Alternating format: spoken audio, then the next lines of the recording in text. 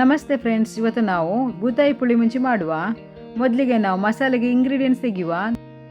ಈಗ gas on ಮಾಡಿ ಒಂದು ಪ್ಯಾನ್ ಇಟ್ಟು ಅದಕ್ಕೆ 8ರಿಂದ 10 ಕೆಂಪು ಮೆಣಸು, 2 ಸ್ಪೂನು ಕೊತ್ತಂಬರಿ ಬೀಜ, 7ರಿಂದ 8 ಕರಿಮೆಣಸು,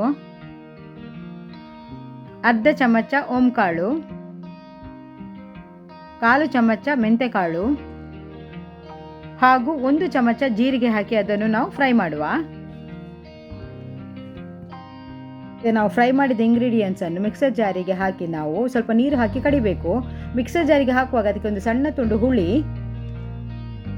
6ರಿಂದ 7 ಬೆಳ್ಳುಳ್ಳಿ ಎಸಳು, ಒಂದು ಸಣ್ಣ ಹೆಚ್ಚಿಟ್ಟ ಈರುಳ್ಳಿ ಮತ್ತು ಅರ್ಧ ಚಮಚ ಅರಿಶಿನ ಪುಡಿ ಹಾಕಿ ಗ್ರೈಂಡ್ ಮಾಡಬೇಕು.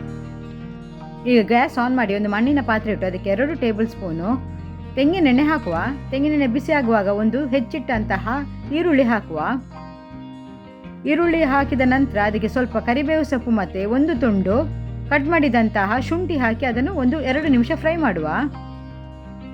ಈಗ ನಾವು ಅದಕ್ಕೆ ಕಡೆದಂತಹ ಮಸಾಲೆ ಸೇರಿಸಿ ಮಸಾಲ ಒಮ್ಮೆ ಮಿಕ್ಸ್ ಮಾಡಿದ ನಂತರ ಅದಕ್ಕೆ ರುಚಿಗೆ ತಕ್ಕಷ್ಟು ಉಪ್ಪು ಹಾಕಿ. ಉಪ್ಪು ಹಾಕಿದ ನಂತರ ನೋಡಿಕೊಂಡು ನಾವು ಅದಕ್ಕೆ ನೀರು ಹಾಕುವ. ತುಂಬ ನೀರು ಮಾಡೋದು ಬೇಡ. ನಂತರ ನಾವು ಅದಕ್ಕೆ ಮುಚ್ಚಳ ಮುಚ್ಚಿ ಒಂದು 10 ನಿಮಿಷ ಅದನ್ನು ಬಾಯ್ಲ್ ಮಾಡಬೇಕು.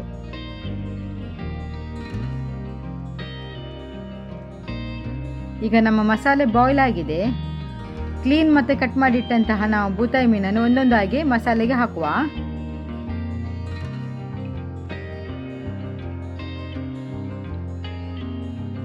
ಮೀನು ಹಾಕಿದ ನಂತರ ಪಾತ್ರೆಯನ್ನೊಮ್ಮೆ ಕೈಯಲ್ಲೇ ತಿರುಗಿಸುವ ನಿಧಾನವಾಗಿ.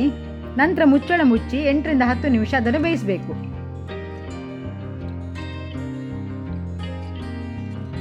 ಬೂತಾಯಿ ಪುಳಿ ಮುಂಚಿ ರೆಡಿ ಆಯಿತು. ಇನ್ನು ನಾವು ಗ್ಯಾಸ್ ಆಫ್ ಮಾಡುವ.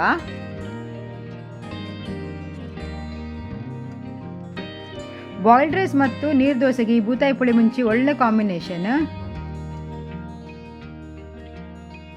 ಇವತ್ತಿನ ನನ್ನ ಈ ರೆಸಿಪಿ ನಿಮಗೆ ಇಷ್ಟ ಆಗಿದ್ದರೆ ಪ್ಲೀಸ್ ಸಬ್ಸ್ಕ್ರೈಬ್, ಶೇರ್, ಲೈಕ್ ಮತ್ತು ಕಮೆಂಟ್ ಮಾಡಿ. Thank you.